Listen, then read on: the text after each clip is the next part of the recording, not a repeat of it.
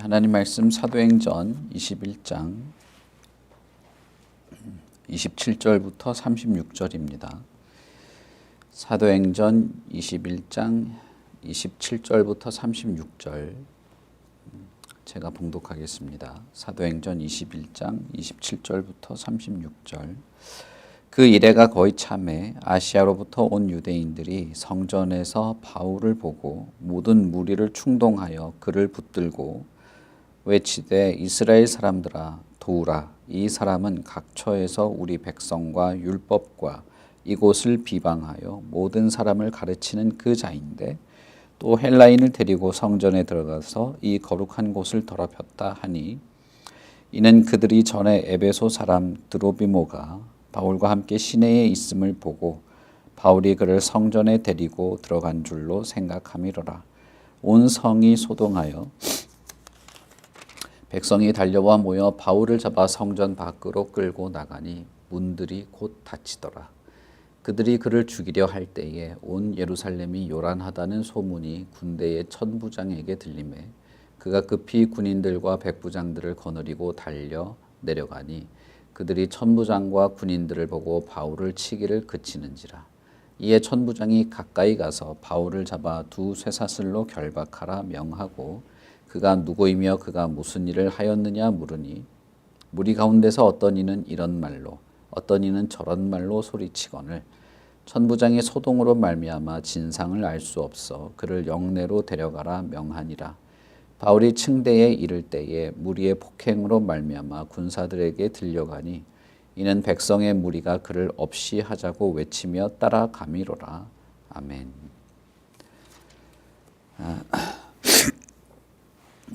바울과 4명의 이 나시린 서약을 했던 사람들의 정결 예식이 거의 다 끝나가는데 일주일이 걸렸습니다. 그런 정결 예식을 하는 동안에 그 비슷한 시기에는 각지에서 흩어져 있던 이 디아스포라 유대인들이 예루살렘에 도착하여 있었습니다. 이 사람들은 바울과 마찬가지로 6월절 절기를 지키기 위해서 예루살렘으로 온 사람들이었죠. 이들은 바울이 아시아와 마게도냐에서 복음을 전할 때부터 바울을 싫어하던 사람들이었습니다.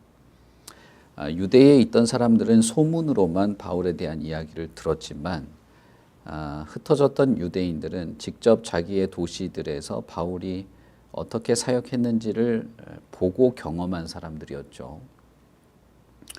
그렇기 때문에 바울에 대한 반감이 훨씬 더 컸습니다. 그리고 예루살렘 교회 이 장로들의 이 노력, 다시 말하면 바울에게 이런 정결 예식을 지키거나 성전에 가서 이 나시린들의 어떤 그 머리를 자르고 불태우고 하는 그런 예식을 위해서 돈도 내고 하는 그런 식의 행위들을 통해서 율법에 순종하고 있다, 율법을 잘 따르고 있다는 것을 좀 보여주는 일을 하도록 했던 그런 노력에도 불구하고 이 유대인들은 바울을 곱게 보지 않고 있었다는 것입니다. 이 사람들은 바울이 율법을 배반했을 뿐 아니라 이방인을 성전에까지 끌고 들어와서 이스라엘 백성과 율법과 성전을 더럽혔다, 비방했다.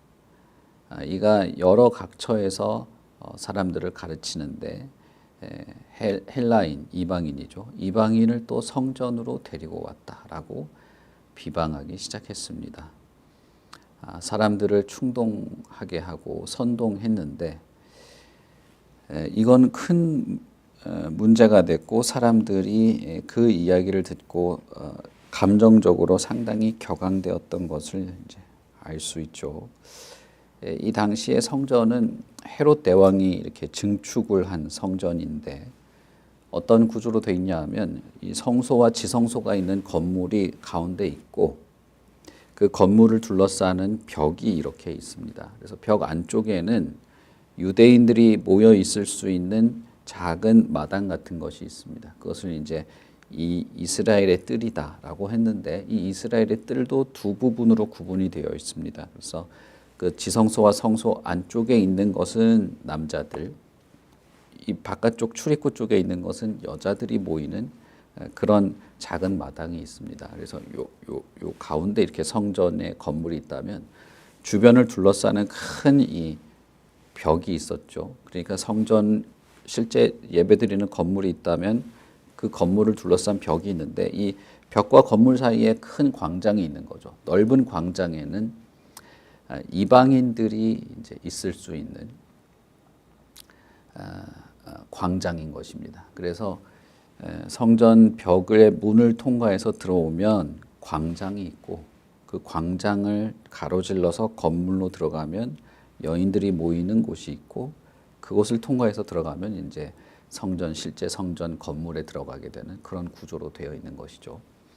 거기에는 나지막한 난간이 있었습니다. 그러니까 이방인들이 들어올 수 있는 그 광장에는 성전 가까이에 난간이 이렇게 있어가지고 난간은 한 무릎 정도, 무릎보다 살짝 더 위에 정도 되는 그런 나지막한 난간이 있는데 그 난간에는 글자가 새겨져 있었습니다. 뭐냐 하면 이 이방인은 이 난간을 넘어서 들어와서는 안 된다.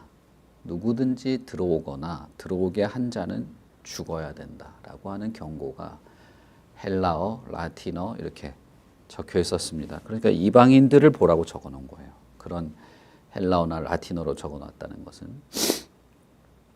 나중에 바울 사도는 에베소서에서 예수 그리스도의 복음의 사역을 설명하면서 그가 우리의 화평이 되신다.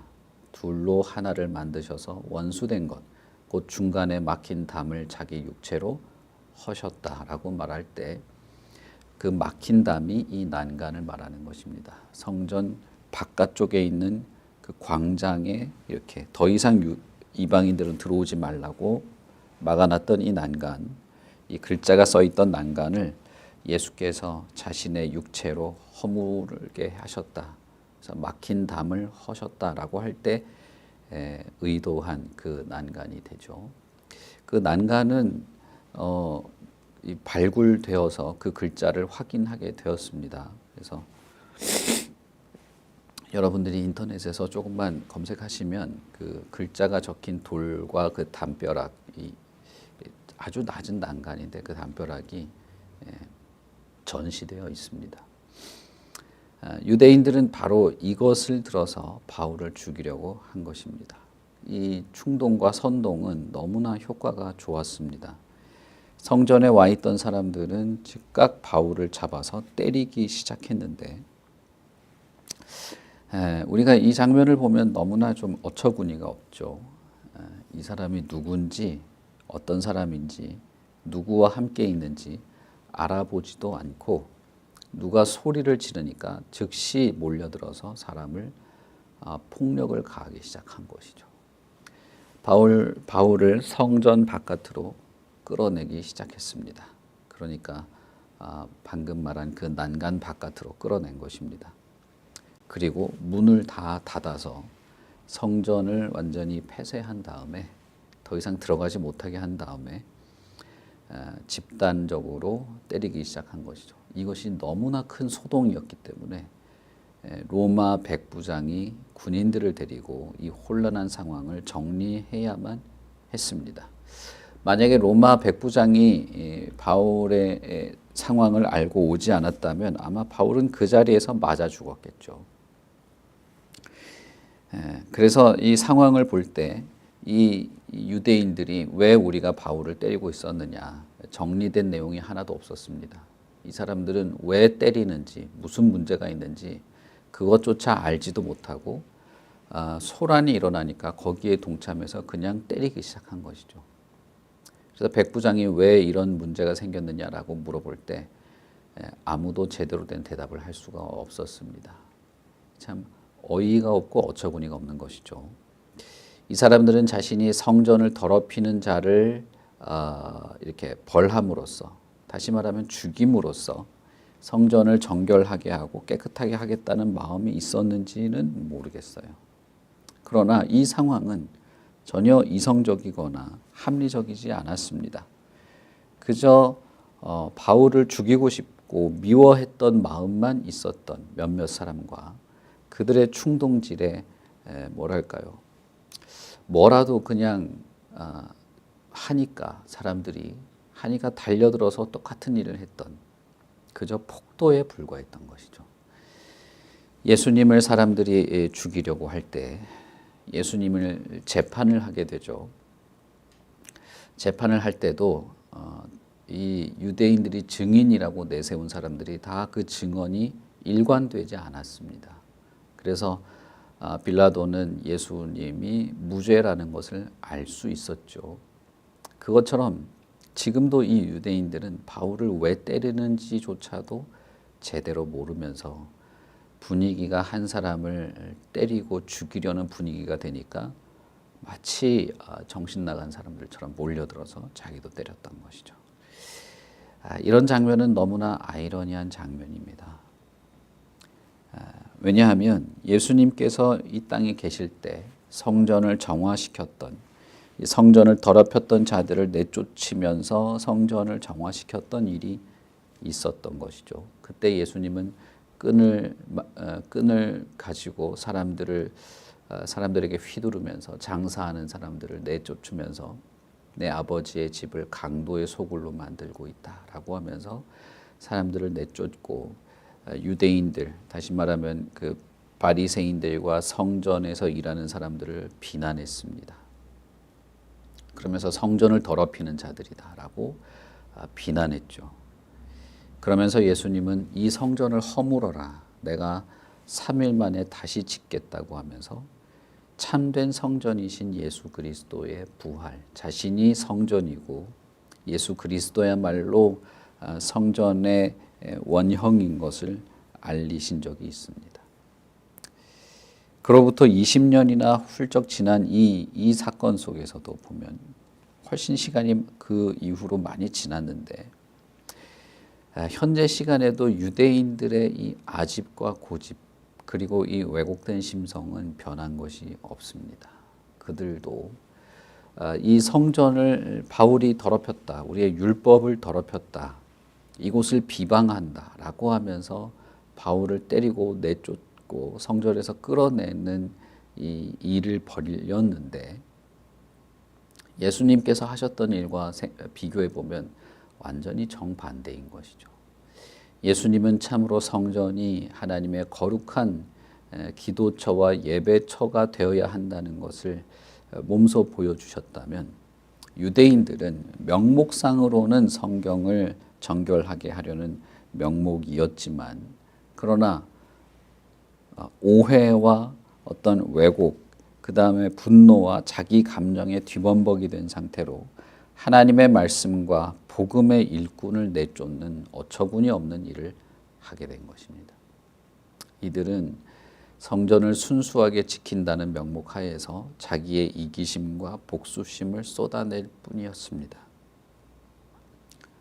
절기와 율법을 잘 지키는 것처럼 보이지만 자신의 악랄함을 교묘히 숨기고 폭력을 행사하는 것에 불과했던 것이죠. 그런데 더 아이러니한 것은 바울도 그랬던 사람이었다는 것입니다. 바울도 예수님을 만나기 전에 20년 전에는 자신도 이렇게 예수 믿는 사람들을 죽이는 열심을 가지고 있었던 사람이었죠. 그러나 이제는 예수 그리스도를 만난 이후에 자신이 핍박을 받고 죽임을 당하는 그 자리에 있게 된 것이죠. 그래서 우리가 읽은 이 단락은 참 아이러니한 모습이 많이 보입니다. 주님께서 성전을 정결하게 하며 성전이 무엇인가, 성전이 어떤 곳이어야 하는가를 알리셨음에도 불구하고 이 유대인들은 여전히 그 율법, 자신들만의 율법과 자신들의 아집 속에서 여전히 성전을 더럽히고 있었습니다. 하나님의 말씀과 하나님의 말씀을 전하는 일꾼을 내쫓음으로써 이 성전이 무의미하고 무너져야만 한다는 것 사실을 보여준 것이죠. 그리고 바울도 그랬던 자였으나 이제는 자신이 복음을 전한다는 이유로 핍박을 받고 죽임을 당하는 이 자리에서 그런 핍박을 당하고 있는 것입니다. 유대인들이 너무나 이 감정적으로 격앙되어 있어서 군인이 와서 바울을 쇠사슬로 묶고 데려가려고 할 때조차도 따라다니면서 바울을 폭력을 가했기 때문에 사실상 바울은 거의 죽기 일보 직전이었습니다. 그래서 군인들이 바울을 들어서 옮길 수밖에 없을 정도로 사람을 난타했던 것이죠. 우리가 어저께 읽었던 그 단락과 오늘 읽었던 단락까지를 보면 우리는 결국 바울 사도는 예루살렘에 와서 자신이 율법을 잘 지킨다는 것을 보여주고 성전에서 어떤 서원을 한 사람에 대해서 돈을 내는 일들을 한다 할지라도 자신이 성령께서 계시한 대로 예루살렘에서 죽임을 당할 것이라는 사실을 알고 있었고 그 일을 받아들이려고 했다는 것을 생각해 보게 됩니다. 어저께 말씀드렸던 것처럼 바울은 자신의 복음에 대한 것들을 타협하려고 했던 것이 아니라 유대인들에게는 유대인들의 마음을 얻기 위해서 유대인처럼 행하고 핵심과 진리에 대한 것들을 왜곡시키지 않고 하나님의 말씀을 잘 전할 수 있기를 바랬던 것을 알 수 있죠. 그럼에도 불구하고 예루살렘에 오게 되면 결박과 환난과 핍박, 심지어는 목숨을 잃어버리는 일이 있을 수 있다는 사실을 바울은 알고 있었습니다. 그리고 이런 상황 속에서 성령의 계시대로 상황이 흘러간다는 것을 알 수 있습니다.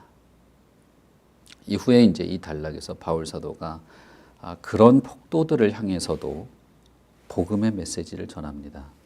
군인이 와서 이제는 자신이 말도 못하게 그냥 폭력을 휘둘러서 죽임을 당하지 않게 되었기 때문에 로마의 감옥으로 이송되기 직전에 백부장에게 부탁을 해서 내가 한마디만 하겠다라고 하고 거기 모인 폭도들에게 복음을 전하는 일을 합니다.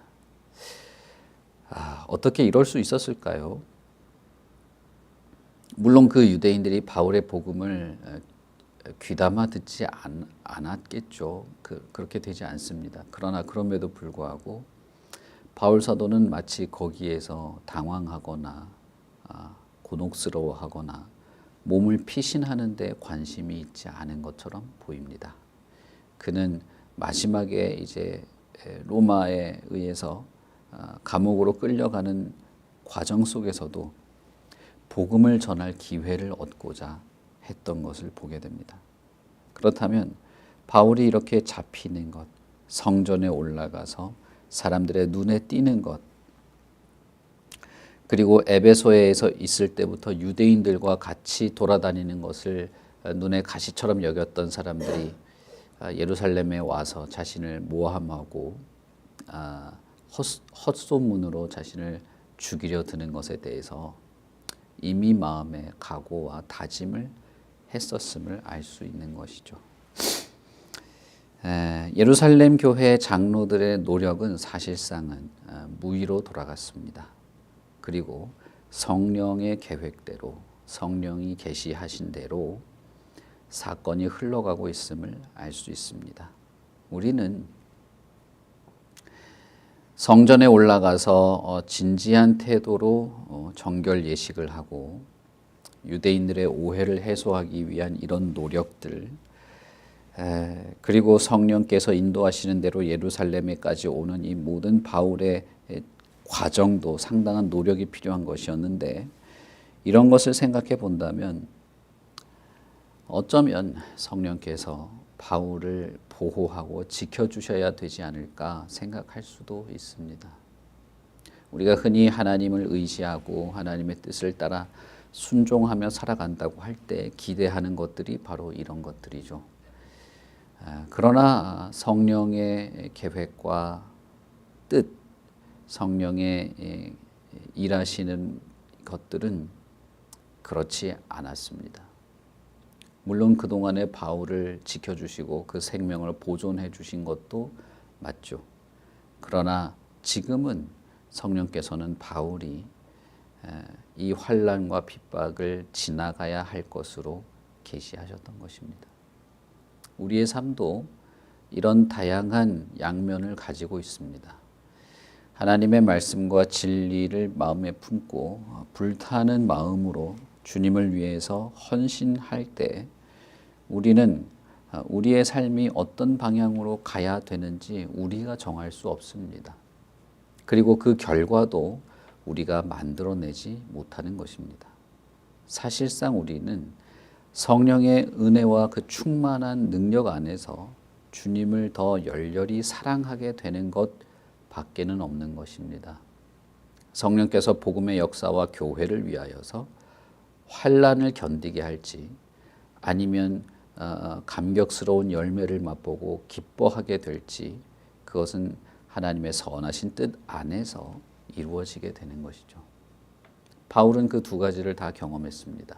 그래서 자신은 부에 처할 줄도 알고 가난에 처할 줄도 알고 사람들이 보기에 죽임을 당한 것 같지만 그러나 살아 있었다라는 말을 했던 것이죠. 우리도 비슷한 삶을 살게 될 것입니다. 교회도 비슷한 길을 걸어가게 될 것입니다. 우리는 오직 이 마음만 흔들리지 않으면 되는 것입니다. 복음을 전하고 복음에 합당하게 살아가고 그 복음에 합당한 삶을 통하여서 예수 그리스도가 영광스럽게 드러나게 되는 것이죠. 때에 따라서는 우리는 환난을 경험하게 될 수도 있습니다. 성령께서 혹은 하나님의 뜻 안에서 우리에게 펼쳐질 미래가 고통스러울 수도 있습니다. 그러나 우리의 마음을 사로잡는 것은 내 눈앞에 닥친 현실 그 너머에 있는 하나님이기를 바랍니다. 저도 자신은 없고 그럴 수 있을지 모르겠어요. 그러나 마음은 그럴 수 있길 바랍니다. 바울은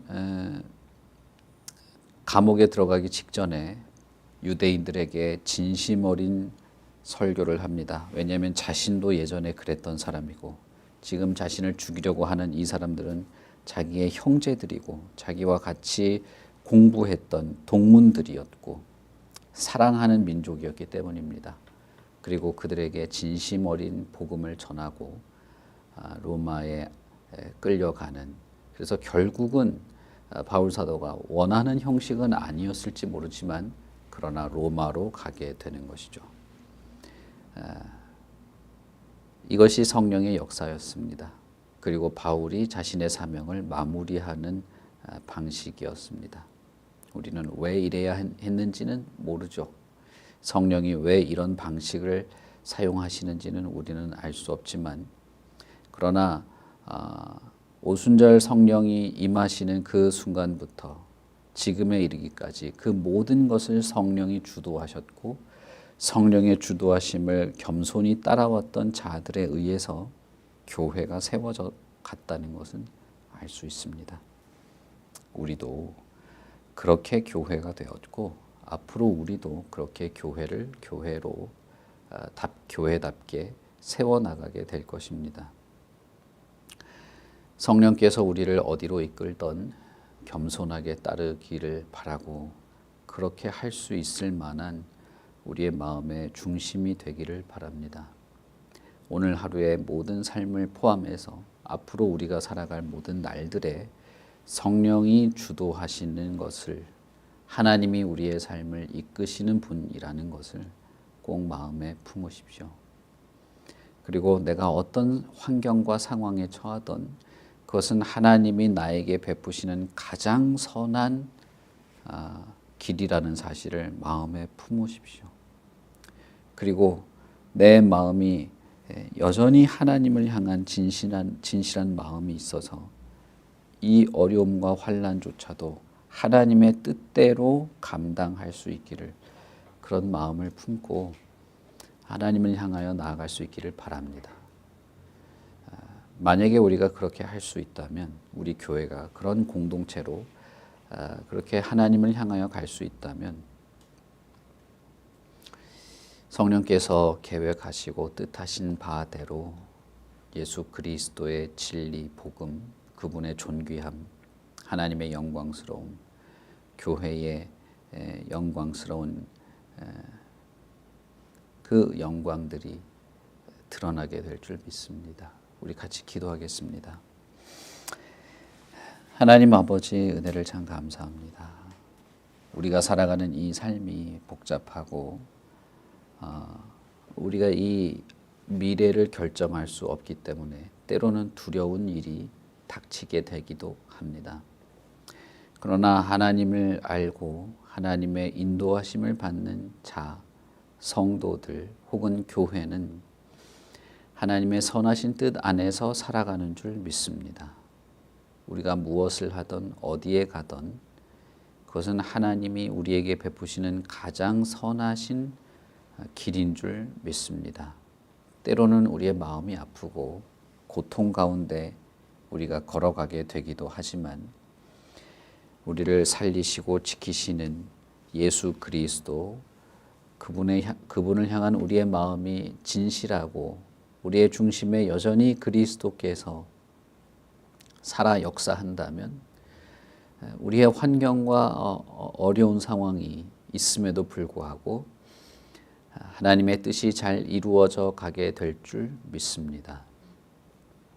우리의 마음은 쉽게 흔들리고 금방 부서지는 유리잔과 같지만, 그러나 우리의 마음의 중심 깊은 곳에서 여전히 예수 그리스도만을 바라고 하나님만을 바라고 주의 성령께서 인도하시고 이끄시는 거룩한 뜻을 이루려는 열망이 있음을 하나님께서 보아주시기를 바랍니다. 바울 사도가 그토록 유대인들을 향하여 마음을 열고자 했음에도 불구하고 어려운 일을 당하게 될 때에도 이것이 성령의 인도하심이라는 것을 알았기에 그가 담대할 수 있었을 것입니다.